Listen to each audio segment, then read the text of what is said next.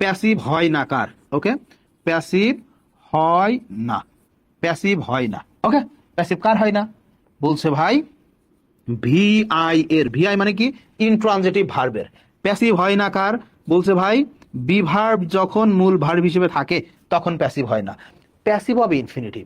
এই সহজই সহজ, কিচ্ছু করা লাগে না। ইনফিনিটিভ আছে না? ইনফিনিটিভ মানে কি ভাই বলতো? ইনফিনিটিভ মানে হচ্ছে to plus verb in base form. Okay, এটা ইনফিনিটিভ।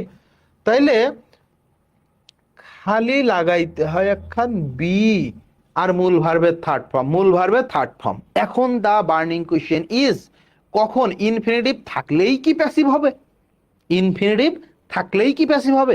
জীবনেও না। দেখ, জীবনেও না ভাই বোনেরা, এখানে ইনফিনিটিভ থাকলেই খালি প্যাসিভ হয় না। দেখ, প্যাসিভ হয় কার এটা আগে জানতে হবে। তাহলে প্যাসিভ হয় শুধুমাত্র, যদিও শুধুমাত্র শব্দটি ভুল, শুধুমাত্র বলতে হবে না, শুধু বলতে হবে। হ্যাঁ, শুধুমাত্র ভুল।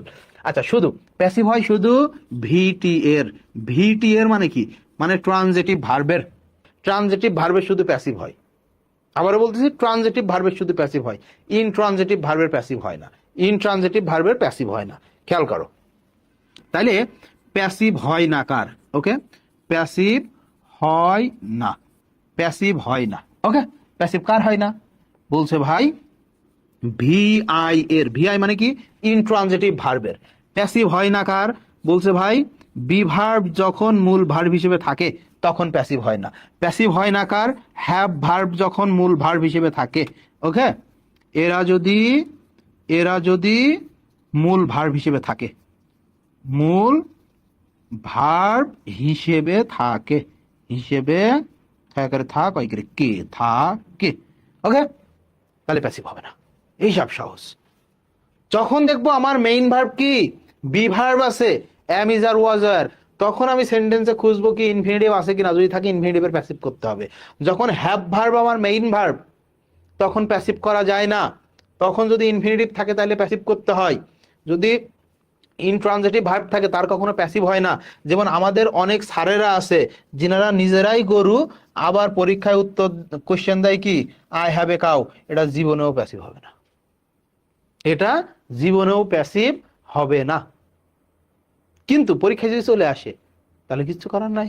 এটা কোন টেন্সে আছে? বলছে ভাই প্রেজেন্ট ইনডিফিনিট টেন্সে। তাহলে এ কাউ ইজ গরু, a cow is had by me, এরকম নাকি প্যাসিভ হয়? এটা যদি তুমি আমেরিকাতে গিয়ে বলো, অস্ট্রেলিয়াতে গিয়ে বলো, ব্রিটেনে গিয়ে বলো, কানাডাতে গিয়ে বলো, ওরা বুঝবে না। মনে করবে কোথাকার কোন পাগল আসছে কি না কি বলছে। তুমি যদি বলো a cow is had by me, ও জীবনেও বুঝবে না তুমি কি বলছো। কারণ হ্যাভ ভার্ব এখানে মেইন ভার্ব, এটা প্যাসিভ হবে না, এটা প্যাসিভ হবে না। এখন আই, there is a lot of work to do, there is a lot of work to do. তো দেখো তো এখানে বি ভার্বটা আমার মেইন ভার্ব না? বি ভার্বটা মেইন ভার্ব না? এখানে কি বলছে ভাই বি ভার্বটাই মেইন ভার্ব, তাহলে কি বি ভার্বের প্যাসিভ হয়? বলছে ভাই না, বি ভার্বের প্যাসিভ হয় না। কাকে প্যাসিভ করব? বলছে ভাই তাইলে যেহেতু সেন্টেন্সের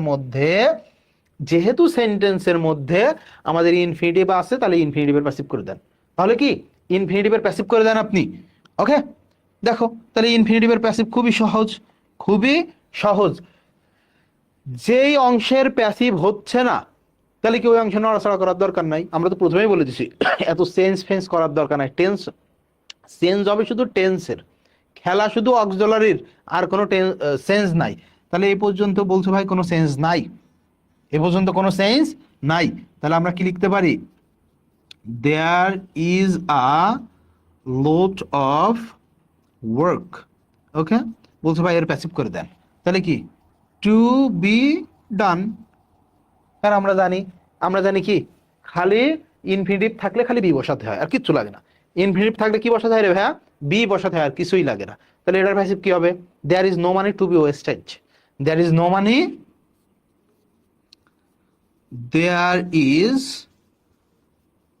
there is no money to be wasted. There is no money to be কি wasted.